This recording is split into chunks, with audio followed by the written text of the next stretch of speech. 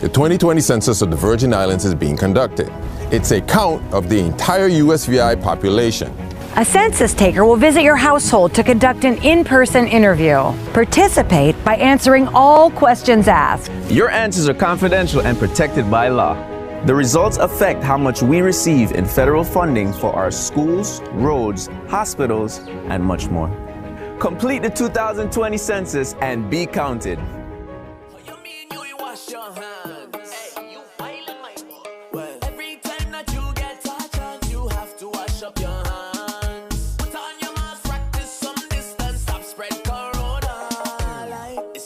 And on behalf of the Virgin Islands Department of Health, hold it down on all the mass gatherings. Wearing a mask not only protects you, but it protects your loved ones and your community. Help stop the spread around. I'm Jan. I'm an artist. St. Croix is my home, and I'm a registered voter. I registered to vote 54 years ago, when the voting age was 21. I felt very excited. I became an adult. Now, the voting age is 18, and younger people have a stronger and more powerful voice. Well, Alexander Pope, a poet, said it was up to artists to see the beauty around us in the world. As an artist myself, I love the colors and vibrancy of these islands that we call home. We, as citizens, hold the power to strengthen the Virgin Islands. Voting is everyone's duty. After all, if you don't vote, you mustn't complain. Every vote counts. Your vote can make the difference. So register to vote, listen to the candidates, and then choose wisely.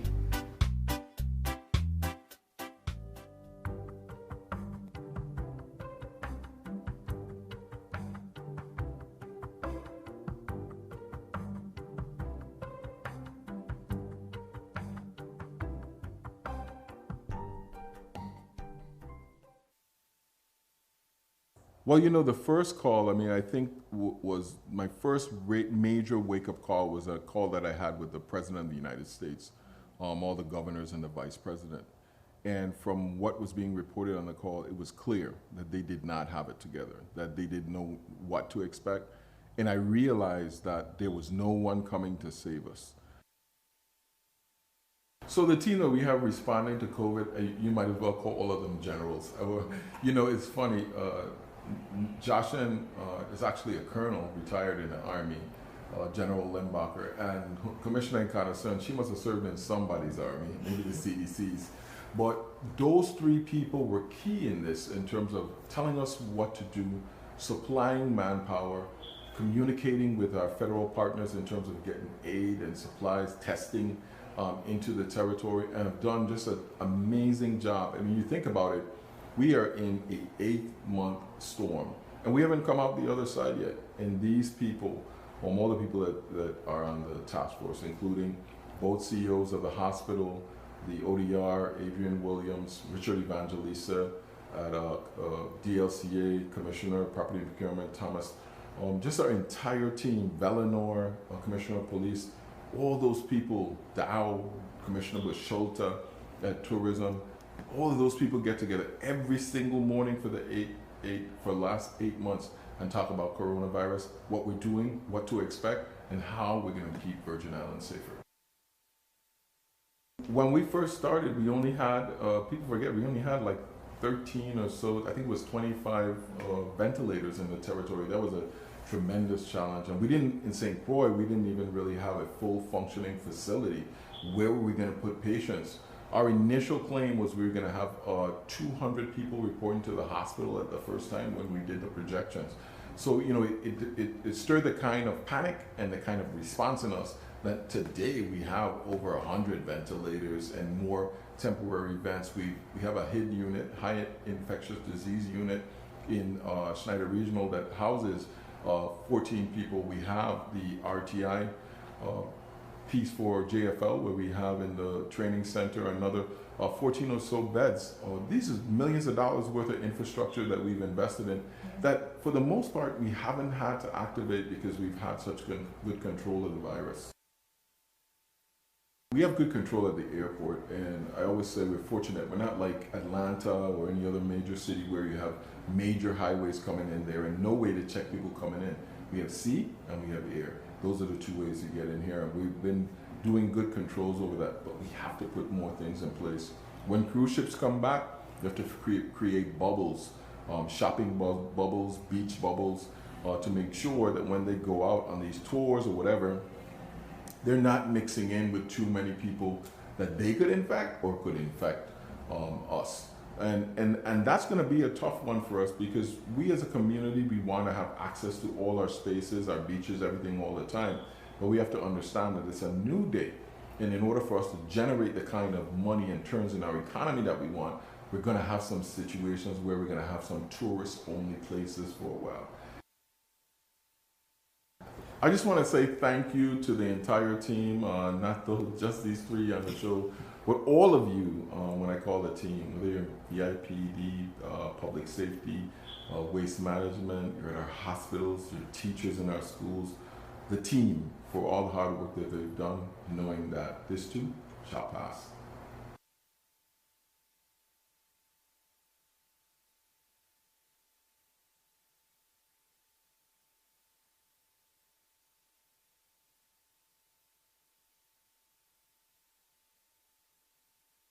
Analyze this on WTJX every weekday. However, tonight, I'm blessed with the opportunity here on the Press Box, episode number 31, to lead the discussion and conversation with respect to COVID-19 here in the Virgin Islands. And I'm very, very honored to be in the presence of the Governor's Response Leadership Team.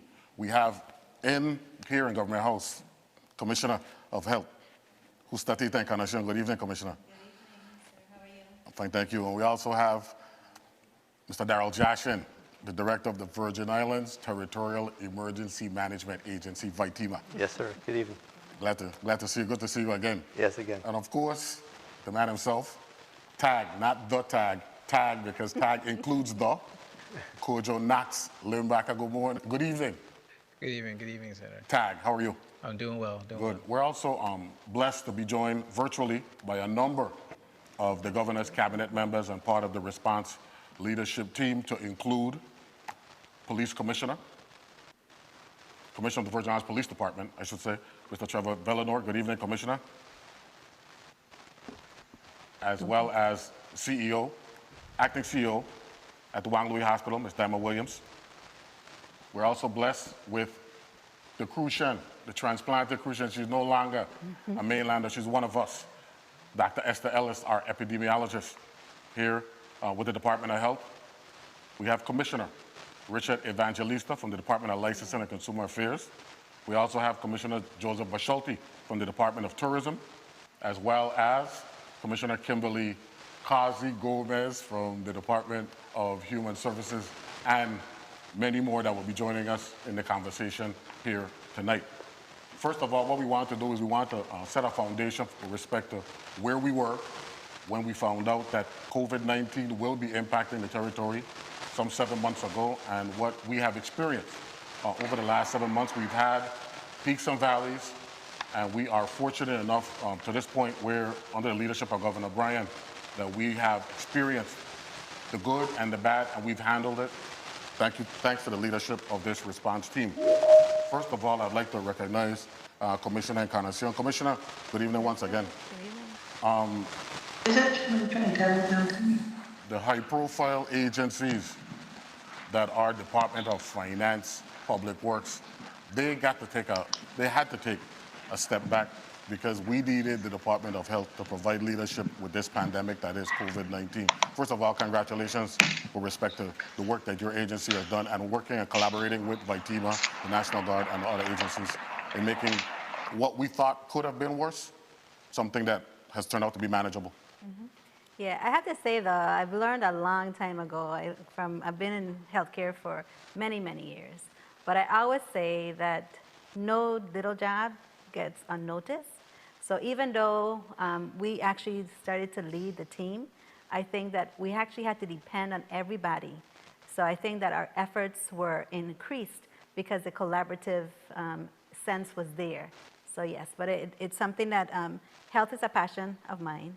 But I have to tell you that one of the first things that we did was we linked with the individuals who were also lead. And we started early on. We knew that in December we had a COVID within our international board areas. And then of course we knew it was gonna come nationally, and then we would come next. So we actually started conversing in January. First conversation I had with Director Jashin is, who should we have at the table? That's the main thing. One of the people that he said from then was our boarders. Everybody from our boarders, correct? Yes. And we brought them to the table in January. We opened up our EOC in February, and then we continued. Vitima took lead in terms of our EOC in March, correct? And speaking with the governor, enlighten the public with respect to the weekly presentation that the government has been making to the public. Before, it was on a multi-weekly basis. Now it is on a weekly basis. Speak about that. Okay, well, multi-daily basis within the week. Now it's on a weekly basis. Correct. We actually had, March 13th, we had our first press conference. That was actually the same day that the president announced a federal state of emergency. We announced our state of emergency, and actually on that day was the first day we had a positive COVID. Friday the 13th. Friday the 13th. Yes. Okay. But I have to tell you that we had a lot of press conferences going after that. We wanted to make sure that the community was kept in touch with whatever was going on. Because, and you know, you always say, okay, you have public entities, you have private entities, but until you bring the community involved, then you really don't have things working together. And so that's one of the things I think the governor did firsthand. And I think not everyone agreed with what was going on because they were scared. Mm-hmm. It was the unknown. But the fact that he was very persistent and keeping them knowledgeable, I think that helped us a lot. Director Jashin, good evening once again. Your agency is vested with a daily alert that the government put in place that allows for the public and for the residents to have a feel for what we're dealing with. There was a time when there was major trepidation. There was a time when we were comfortable, like the window that we're in right now. Speak about the relationship between you and the Department of Health, because it is the Department of Health that makes that data and that information available to you so that you can make allow for that daily alert to be in place on a regular basis. Exactly. One of the keys for Vitima is messaging and getting the word out accurately and timely.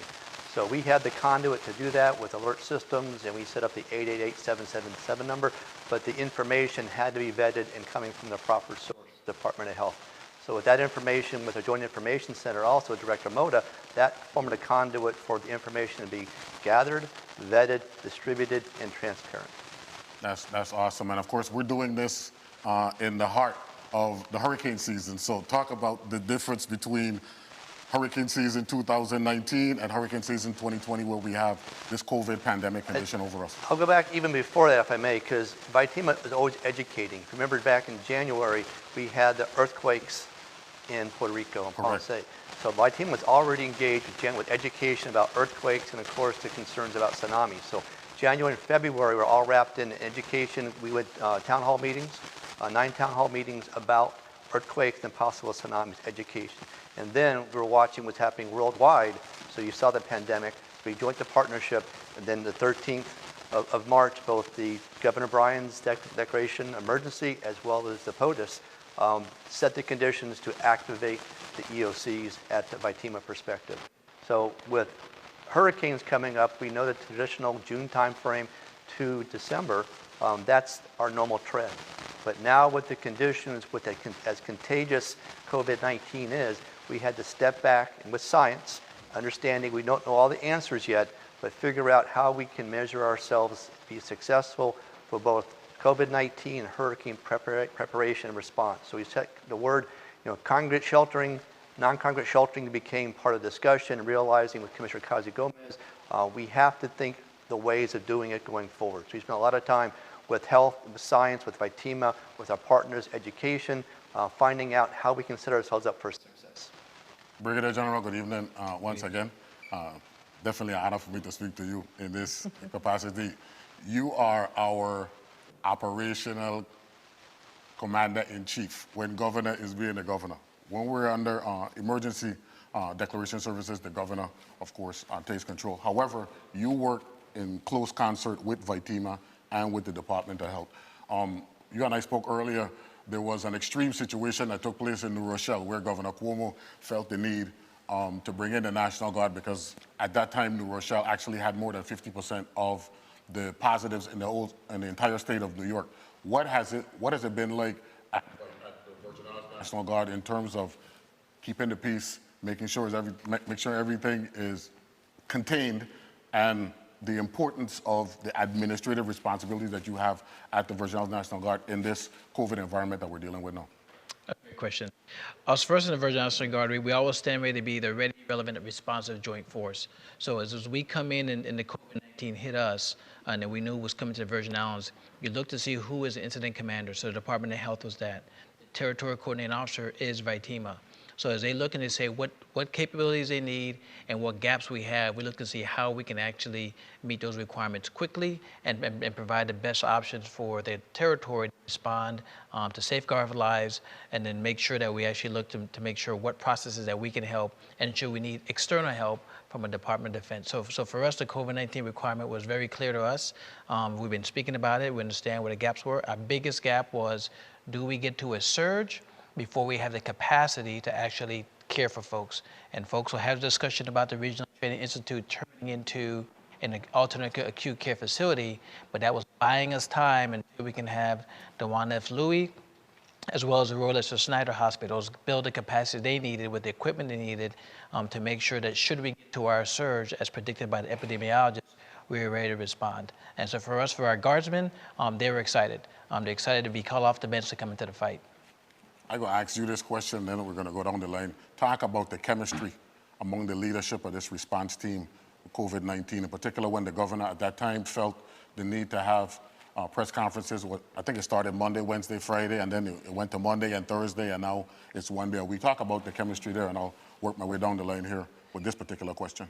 Yes, I will say there's a great chemistry. So for me, I've spent about 28 years in the military, being a team of teams in different countries, solving other problems, from combat to pandemic somewhere else for Ebola. This team here gelled quickly. Everyone had the level of respect and cohesiveness needed to get the job done, and it was flattened. And so for us, it's very important to say, let's flatten the table. Everyone has to provide input, be heard, and we go through those things that can help quickly and move on and relieve the feelings at the door. So I was very proud of the Virgin Islands. So most folks don't know, early on, we were able to get 502F funding. And the 502F funding allows us to use federal dollars to bring our Territorial National Guards on duty to support the requirement. That was a letter to the president that was actually drafted, reviewed, had a legal review, sent to the White House, and came back within 72 hours. And so we were one of the territories of all states that were the first to get it. And folks sat in the Pentagon and wondered, how did the Virgin Islands get that done so quickly? It's a team that we had said, here's what we need, here's the level of support we need, and I can very quickly look and say how many personnel, how many vehicles I needed, and the length of time we needed to articulate that very quickly to the Pentagon and then the governor to the White House to come back and have the support we did. So the team was awesome. Awesome. You come from you're a West Point graduate, correct? Yes, I am. Yes. So teamwork is absolutely paramount when we're talking about dealing with a pandemic. Here in the Virgin Islands, we're pretty much detached from the mainland. Speak of it from your perspective, Director Jashin. Well, usually you get together in a group in a room and you solve the problem as a team. The challenges with COVID-19 is we really could not get together. I have 3 emergency operations centers. So usually we gather there, we solve the problem, develop a unified action plan, and go forward. Now all of a sudden I have an event, I can't get my teams together, I can't figure out, so what do? Well, I have to go back to the previous director of BIT, Ruben Malloy. He put a wonderful system in place. We didn't really use it before, but now we had an opportunity to go forward with that. So we had the virtual emergency operations centers. And operations centers, we've been doing that every Monday through Saturday. The team comes together, we figure out who should be part of that team. We started out with an hour meetings, each of those meetings, and now we're back down to about 30 minutes. We've developed both COVID-19 as well as the hurricane communications perspective. But the team is very important for success. Everybody has a role to play. You have leaders, you have support, subject matter experts. The number one question I always ask is, who needs to know this information? Is it Director of Commissioner of Health? Is it the Adjutant General, the Governor? And how much time do I have to come up with my options and solutions to provide that to the leadership? And Governor Bryant's always asking for input. And we're very good at giving input to him based upon the time we have. When it's time to make a decision, the leader makes a decision. Awesome. Now, Commissioner Encarnacion, make sure I pronounce it correctly because we're local, you know what I'm saying? Teamwork is absolutely critical in the Department of Health. And this is where I would want you to bring in Dr. Ellis into the conversation from this particular standpoint. We're processing data on a daily basis. I guess your agency is probably an hourly basis. For us, it's a daily basis. When we look at the raw data, for example, you said Friday the 13th, March 13th, COVID positive number 1. By the time we get to the middle of April, we're at 51. So there was a concern. I know we're looking at the different models, what have you. However, we only had 18 positives between the middle of April and the middle of May. Your epidemiologist came on our show and she said, well, we actually anticipated that St. Thomas would have higher positives because of population density. And that to me that spoke to the research and the reconnaissance. Of course, that's language that you guys are very comfortable with. The reconnaissance that your agency did. And surveillance, correct, correct. So speak about the compilation of data, and if you will, bring in Dr. Ellis into the conversation. Of course. I first want to say that Dr. Joshin should speak for himself, because remember, Ruben Malloy is part of my team. So we have actually had teams working from last year. So he drilled that in us. So we actually had a smooth transition thanks to that. But in terms of teamwork, I have to say that Dr. Ellis is a champion. And she actually, you speak about contact tracing. We have been speaking the word of contact tracing the minute we heard that we had an infectious disease. It's not a new term, but Dr. Ellis can speak a little bit more about what we've done in reference to data tracking and activation of our staff. Good evening, Dr. Ellis. I wonder if we have a communication. I'm not quite sure if she can hear, but I can continue. Yeah, go ahead. And so basically what we did is that we gathered a few people together. And Dr. Ellis, please feel free, whenever you can hear me, just please join in. I still don't think she can hear. However, we gathered some individuals together. We actually had 11 epidemiologists on the ground between St. Croix and St. Thomas. We asked CDC. Good evening. Thank you so much for the opportunity to be on the press box tonight. And, you know, as Commissioner Encarnacion was saying, this has been a Herculean effort that no one really ever anticipated would be something that we would have to do, you know, during my lifetime. But we did use a lot of data that we have had from other outbreaks to predict what might have occurred here. And so actually, if you do look at the epi curve, and you were asking about population density for St. Thomas, you will see that it is steeper and was more of a exponential curve as you compare it to St. Croix. And that really does have to do with more introductions at one time sometimes, and also population density. And that's similar to what we saw with Zika and chikungunya, and although those are mosquito-borne diseases, those also are related to population density and number of introductions. And with contact tracing, it is something that we've done over time for other diseases. More recently, we've done extensive contact tracing as it pertains to tuberculosis, which is very contagious. If you come into contact, let's say you have a TB patient in the ER waiting room, they are likely to transmit it to 10 people while in that waiting room. So, you know, TB is something that we're always very concerned about. That's also a respiratory virus. Thank you very much, Dr. Ellis, our local epidemiologist for the Department of Health. Now, the governor has designated 3 levels of alert, correct? Stay at home, which is the most restrictive, safer at home, which is a relaxed designation from stay at home, and of course, open doors. We are currently in safer at home. the governor had us, or designated us, he didn't have us, he designated us in a stay-at-home designation from August 17th through September the 8th.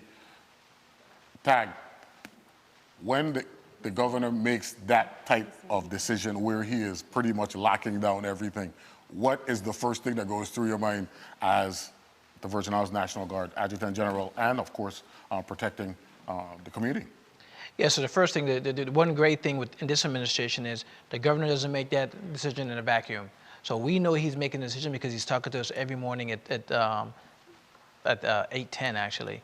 So we had the phone call. So for us, the first thing is both not just the National Guard, but really the law enforcement entity is the VIPD. So every law enforcement entity falls under the VIPD in state of emergency. We reinforce where they have gaps and capabilities. For the first thing for us is when you start locking down in any area, community, is to make sure why you're locking it down and what are you trying to control. So you work in concert with the police commissioner? With VIPD, with all the entities that are responsible from Port Authority, because when you start talking closing anything, you're talking about ports, personnel movement, as well as what's transporting in and out, as well as what are you trying to actually secure, what roads, what main supply routes you have to have. So the concern comes into us is what is it, the intent overall, meaning is there a curfew? To impede certain folks from going certain places or to slow the spread in certain areas. So for us, we do the analysis and see what's the end state. And then we look at the ends, ways, and means overall to achieve that requirement for the governor. One of the designations is Open Doors and the Virgin Islands Hotel Association. They play a part in that for obvious reasons. Of course, we are a consumer-driven economy. We bring a lot of people in, tourism-based. At this point, what we're going to do is we're going to hear from the Virgin Islands Hotel Association President, Ms. Lisa Hamilton. Okay. She had a pre-recorded statement. Here is Ms. Hamilton. The tourism industry in the U.S. Virgin Islands certainly took a hit well before COVID began. We went into the COVID disaster with 5 of the major hotels in the Virgin Islands still being closed from the damage due to the storms. This created a bigger challenge as the COVID financial disaster has put a few of the properties' renovation schedules on hold. They're postponed until we can get through the pandemic and financing reappears for those properties. I will say on a positive note, those properties that were able to close and renovate after the storms and reopen before COVID have come back to the territory with a new product, which was sorely needed. We were often being told that we were a very mature destination. So having new product in the Virgin Islands is essential to longevity for us long term. And once we are able to bring back our other larger hotels, I think the island is going to be well poised to be very competitive in the Caribbean market.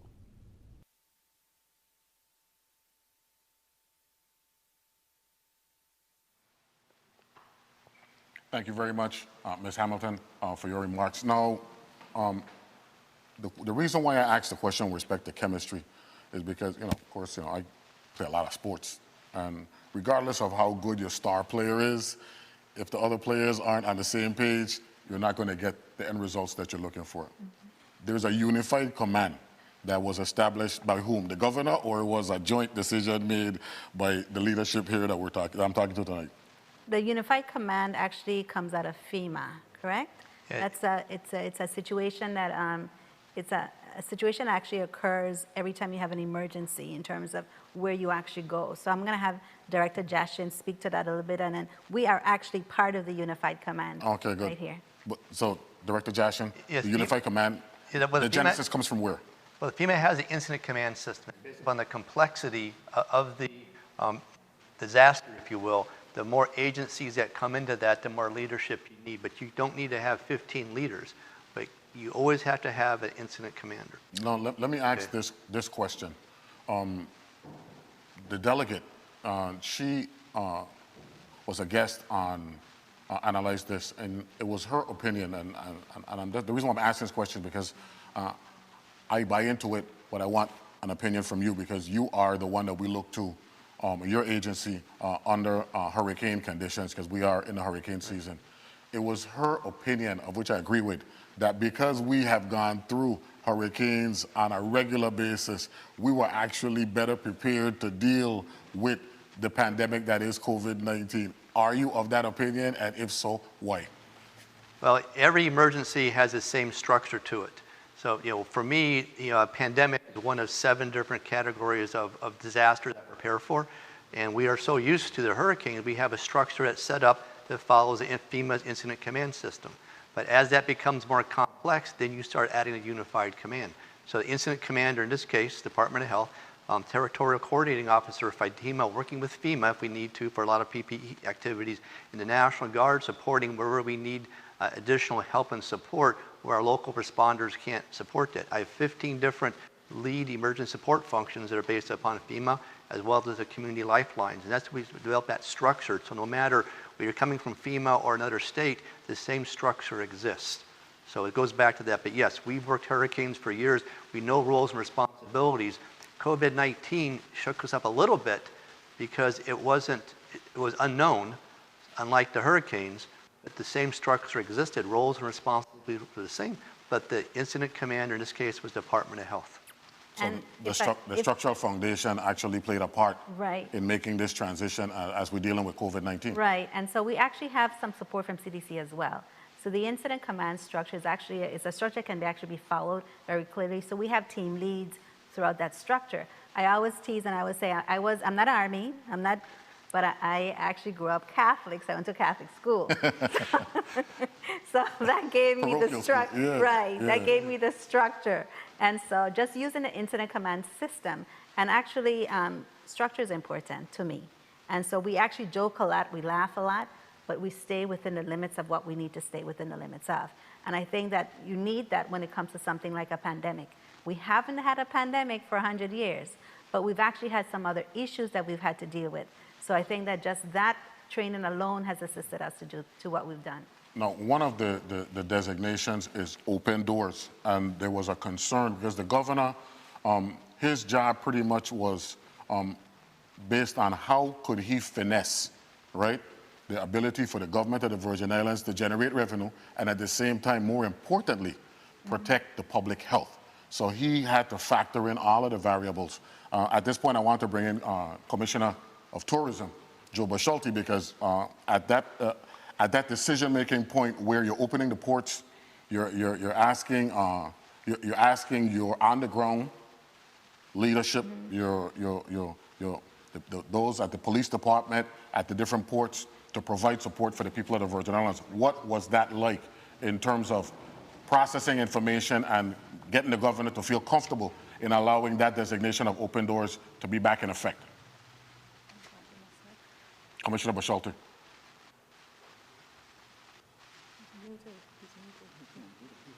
He's speaking, but we don't know if he's on mute. He's on mute. Thank you, Senator James. The panel has said extremely well that teamwork makes a difference in this process. So we, from the beginning, have followed the Department of Health's guidelines for what we need to have done from a protocol basis, and then our job in tourism was to relate that message back to all our strategic partners, the airlines, the hotels, the bars and restaurants, to ensure that they are fully aware of the requirements of their respective businesses to open up safely. And we have done that, and we continue to refine that part of the process. So we have regular calls with the airlines and the cruise lines for that, even though the cruises are not sailing right now, to specifically go through what are the expectations when you come to the territory. And we also have those conversations locally. So when we had the spike back in August, I mean, it was a clear message that we needed to do something. The team got together under the leadership of the governor and the lieutenant governor, made the decision and shut down. But we didn't just open back up with the same protocols that were in place before. You know, the team refined the protocols and they begin before people travel. So one of the first things that happened is we built the travel portal to ensure that we get information beforehand so that people coming in know that they're required to take a negative test. And as important as a test, we get the information in our system so we can then track them in case there is an outbreak. And then from that standpoint, We continue to follow them while they're on the island through their stays at their respective hotel, villas, or Airbnbs, or locals that live on island, so that we can know where they are in case there's an outbreak. And I can report that process is working well with the airlines. We continue to get information to them so they can get it to their passengers before they travel, of the needs of the testing requirements and the social distancing and mask requirements we have here. I continue to believe that is working so far. As Dr. Ellis reported, our numbers look good so far, but we cannot get complacent, and we have to stay diligent in ensuring that people follow the protocols. Thank you very much, Commissioner Bashalti, Department of Tourism. What we're going to do right now is we're going to go to a commercial break. When we come back, we're going to answer questions, some Facebook questions, and we're also going to bring into the conversation some of the other agency heads, in particular the Police Commissioner, Trevor Villanor, Human Services Commissioner, Kimberly Kazi Gomez, and of course our ODR, Ms. Adrienne Williams, and the acting CEO at the Wang Louis Hospital, Dinah Williams, and of course the man who makes all the businesses legal and valid, Mr. Richard Evangelista. We'll be back right after this.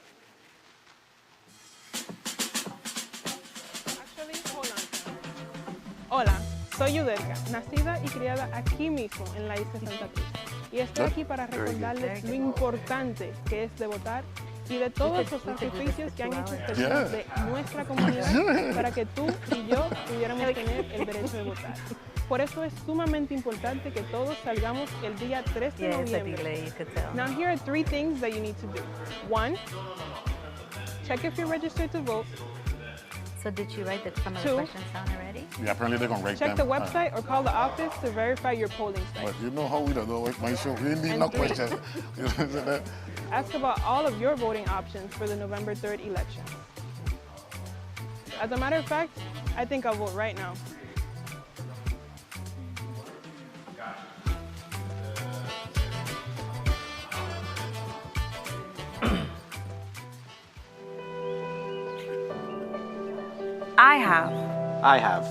I have asthma. But all asthma triggers aren't the same for everyone.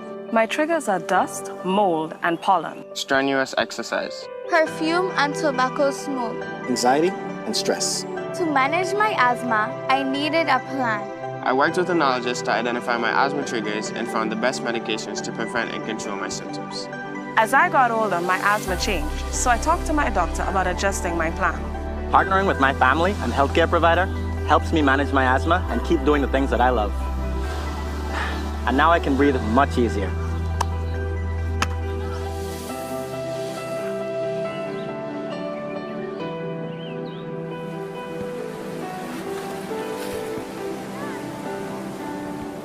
To learn more about managing asthma, visit doh.vi.gov.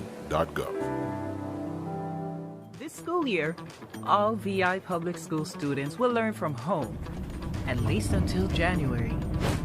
That means you should be properly groomed each morning. Put on your uniform shirt and a skirt or pants that reaches to your knees. Sit at your desk or a table with your back against the wall and turn on your computer and camera before class begins. Your teacher and your classmates can see you now. If you don't have a computer, you will still learn with your class. But every student will receive his or her very own Chromebook soon. Learning from home is still learning. Let's do it.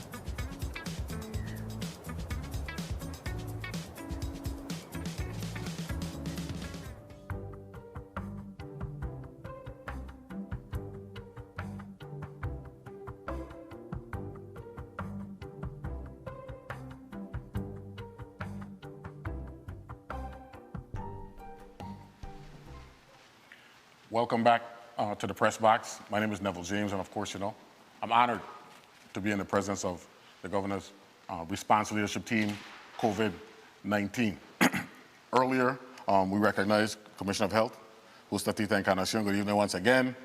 Good evening, Director Darrell Jackson for the Virgin Islands Territorial Emergency Management Agency. I had to go through the whole thing and not just Vaitima.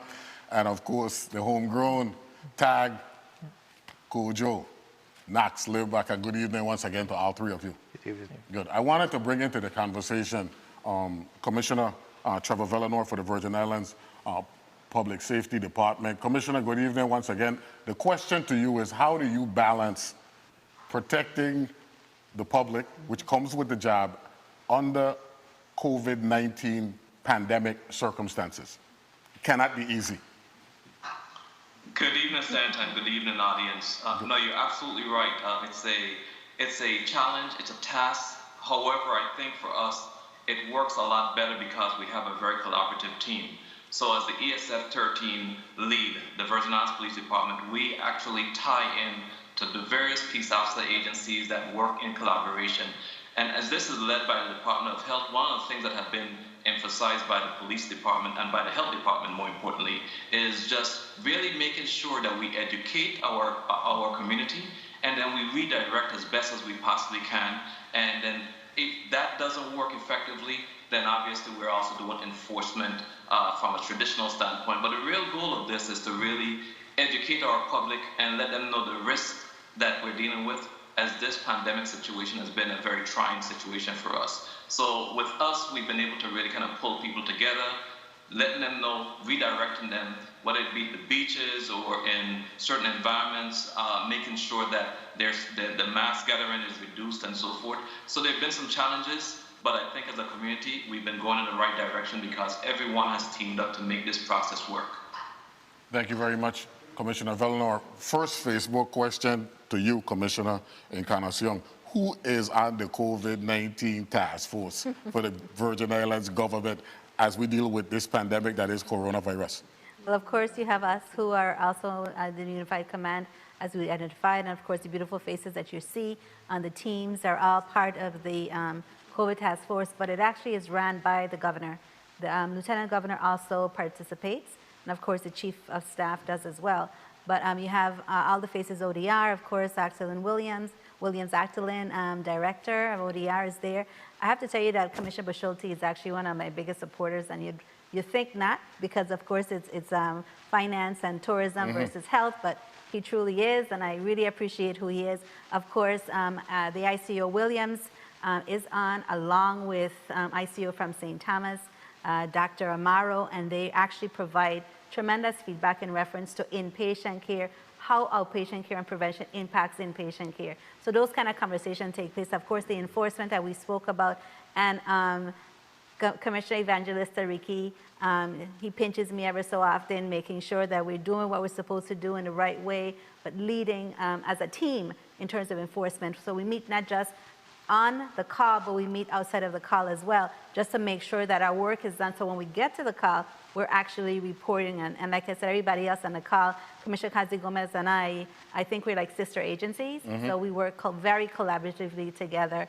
I can just go on, but we have some really strong thinkers, some progressive thinkers, and I think that's how we were able to do what we've done so far. Thank you very much. Now, since you mentioned our ODR Director, Office of Disaster Recovery, Ms. Adrienne Williams. Good evening, Director Williams Actalin. I'm glad that you could join us. You are stewarding our recovery in the aftermath of Hurricanes Irma and Maria some 3 years ago.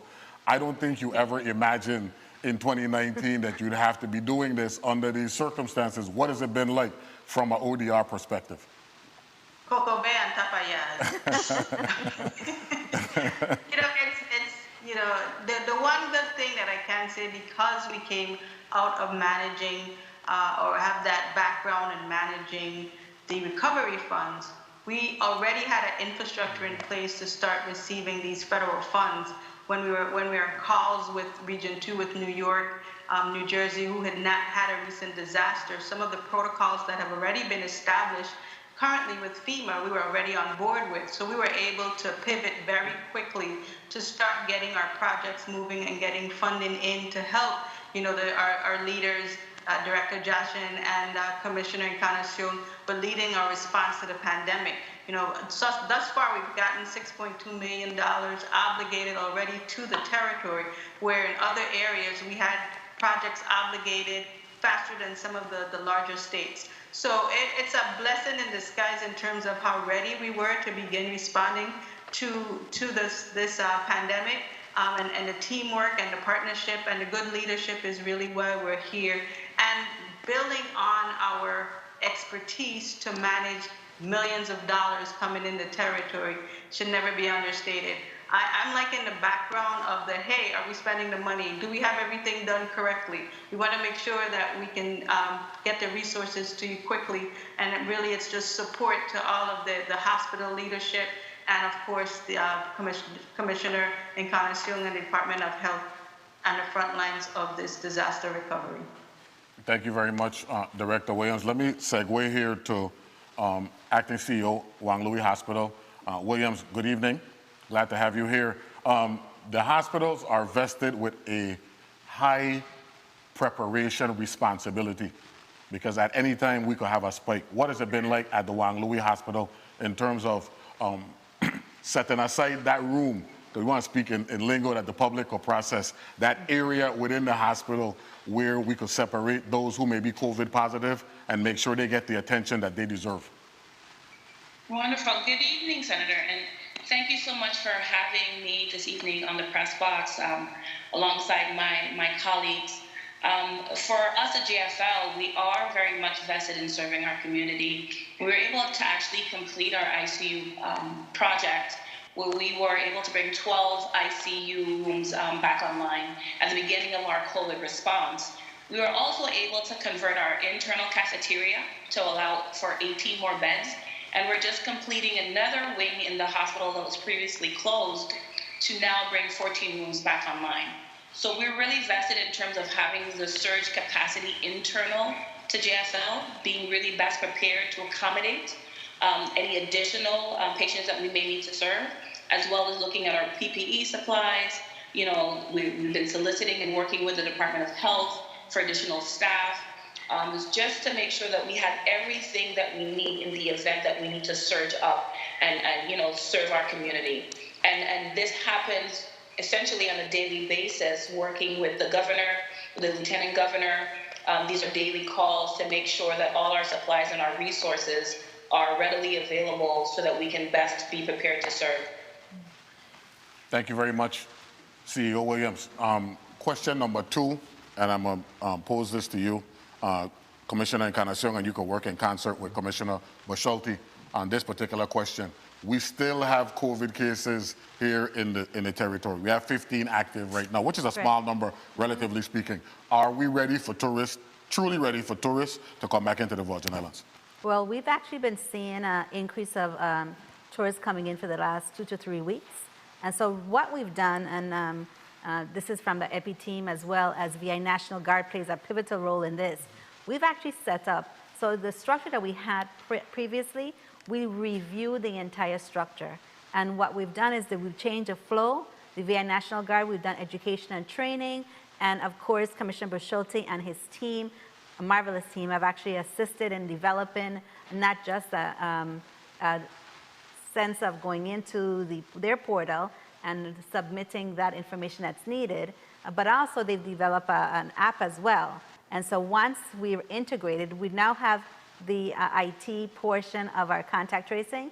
So they're in the process working together. We had a meeting yesterday. They're in the process of working together to interface those two systems. So once you have the travel declaration, we have received the information. If you're either positive or your tests have not been done, we can actually track and trace you. But I'll have Commissioner Bushalty speak about some of the things that his company is doing, agency is doing with us as well. Commissioner Bushalty? Yes, thank you. We are ready for tourism. I think we see it in our ability to have the guests that fly in.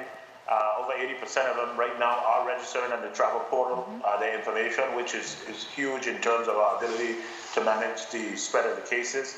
I think it's important that the residents as well who travel back and forth and the diaspora that travel back and forth also comply with the need to register the negative test on the travel portal. I think the other thing that's important for us is we've seen a change in the habits of our people on a whole on the island. When you go out, people are wearing the mask. People are following the social distancing protocols. You know, we all have to be vested in making sure that we keep our curve flat. I think if we do that, we can allow for the economy to continue to have some life while at the same time keeping our people safe. But clearly, as Governor Bryan showed before, with the advice of the team that's here, if we do see a spike again, against whatever happens, whether none of us want us to shut down again. But if we have to, we will. And I think we have proven that if we do shut down, we can get it under control, and we did within a month. So that's kudos to all the professionals on the team that we know how to manage the COVID-19 virus right now in the U.S. Virgin Islands. Thank you very much, Commissioner Bashalte. Facebook question number 3, and this is to you, Brigadier General Knox Limbaka. Will the Virgin Islands National Guard continue to patrol the beaches? Yes, as long as it's a mission assignment for us, we'll continue to patrol the beaches. So how the process works, based off of the Department of Health requirements are set, where they see there's a threat and where they see needs to be presence. It comes to a mission assignment to VITEMA, to the Virgin Islands National Guard. It goes up to the National Guard Bureau, and we then execute that mission. And we'll execute the mission until we're told to stop, and then we'll then flex to some other mission. But we understand there'll be some concerns about the beaches, and that continues to be one of those concerns to where we have to make sure the curve stays flat, and that's one of the tasks we have. Thank you very much, Brigadier General. Let me bring in Commissioner Kazi Gomez. Good evening, Commissioner. How are you? I know your agency, you were under some stress in August, in particular, with what happened at the Lucinda Millen home in St. Thomas. You brought that in, you did the right thing. You got our elderly over to the hospital. They got the care that they deserve. What was it like from an agency standpoint dealing with something that was very intense at that particular time? During that time frame, I'm very lucky and blessed to have a lot of colleagues that have the background and the health knowledge for us. It was very touchy because a lot of the residents, and it was at Queen Louise home, not Lucinda Millen, it made our hearts sad, the end result of losing some very dear people that have been residents and clients of ours for a long time. So that part was really difficult for us. But we did make the decision to separate the populations once we tested positive. That was a proactive approach between Department of Health and Human Services to do that. And so with that, right now we are 100% clear. Everybody's COVID-free, including our staff and residents and our facilities. And so we're very blessed right now to have that as a good news for us. Thank you very much, Commissioner Kazi Gomez. I want to ask a question, a Facebook question here to Director Jashin. Very straightforward question. If there is a hurricane, where will we shelter and what are the conditions we're talking about? And then I'll segue from there to Commissioner Evangelista, because we got to make sure that the consumers are protected from those who want to take advantage of the consumer under these conditions. First question to you, Director Jashin. Right. Hurricane shelters. What's the deal, given what we're dealing with here with COVID-19? Okay, there's a team, along with Commissioner Kazi Gomez from Department of Human Services, that looked at our shelters for this year. We identified good shelters as far as with regular requirements. Because of COVID-19, the actual space available was reduced almost 3/4 down. So it'll be more shelters, more to support that, but we have them available. To set those shelters up, take a longer time to do that. But with COVID-19 plus sheltering, there's some concerns. And we walked through those concerns. We developed procedures for that. Commissioner Kazi Gomez is getting me to do a tabletop exercise with her team to do that. Plus, as a way forward, we have a grant working with Florida State University to look at developing a baseline about individuals. If you want to come to a shelter, what are you thinking about right now? We're not sure what your thoughts are. We're trying to say, stay home, shelter at place, shelter at home, non-congregate sheltering, very important. So the survey will let us know sort of what your thoughts are as individuals coming to a shelter. Of course, with COVID-19, potentially, how are you going to have to come with your face mask, hand sanitizer, social distancing, much more complex to do with hurricane season. So the feedback we get from that particular survey will tell us, is the messaging getting out? Are more individuals looking at coming to shelters? This can be more of a challenge. Lessons learned already with Tropical Storm Isaias, with Hurricane Laura, with right now Hurricane Delta. A lot of places have not done a good job at that, but we've really planned this through and thought through this. So the answer is shelters will be available. We want you to think about sheltering at home first, or the non-congregate shelters we have already set up and identified if you have COVID-19, or to try to get you in a place. We have limited hotel rooms, but Commissioner Kazi Gomez, Department of Health also, we work very closely together to answer that question. Thank you very much, Director. Commissioner Evangelista, good evening. The governor has specifically stated that bars are not to be functioning operating like how they were before. What is your agency vested in providing to make sure that the governor's mandates are respected and followed? Sure. Good evening, Senator James, and to the listening audience. In collaboration with Commissioner Bellanor, who actually has all the peace officers from the respective agencies, we collaboratively go into each establishment if it seems to be violating, and we actually enforce the rules. What does that mean? If they find that someone is in fact operating a bar currently prior to November 9th, and they do not have a registered restaurant with the Department of Licensing and Consumer Affairs, that means they're not permitted to operate a bar. If they have a restaurant license, they're permitted to operate the bar. However, they must serve the drink to someone who is seated away from that bar. There's no congregation currently permitted around the bar. At DLCA, we actually hear the complaints of the citations that have been filed by the officers on a weekly basis, twice a week, to determine if in fact the citation should be upheld, as well as the full citation that has been assessed. Thank you very much, Commissioner Evangelista. And I'd like to thank all of you for joining us virtually to help make this conversation as comprehensive as it's been. Now, we're going to focus on the wrap-up now, and I want to bring some data involved here, Commissioner Encarnacion. These are the respective numbers for the last 7 months, from March to now. We had 50 positives the first month. Then we went down to 18, we went down to 4. Then we spiked to 176. Then we had 492 and 491, respectively. And then recently, the last month, down to 96, a drop of 80%. What has been going on, in your estimation, as the Commissioner of Health and leading this team and being you're our public health face as we speak right now, to allow for the governor's decisions that he made that allow for this tremendous reduction, 80% reduction from 500 down to 100 is a lot. So I think that we go back to stay at home, then we went to safer at home, but with restrictions. We're back to, we're continuing safer at home with even more restrictions. Then we have to look at the mitigation plans. So our team, behavioral health is part of it too, because behavioral change has to come in. Commissioner Busholti identified that our community is now wearing masks a little bit more. That's a behavior. So our behavioral health team has actually been on the ground with all of us. We're going into communities. I'm going to stop you right there. If you want, you could congratulate the public for adhering to what the governor said. I always do that. I always do that. So thank you for wearing your mask. Make good sneezing or respiratory hygiene. Sneeze it into your elbow. Hand washing, water and soap, plain and simple, or hand sanitizers, as well as maintaining a distance. And if you can't maintain a distance, please put on your mask. It's plain and simple as that.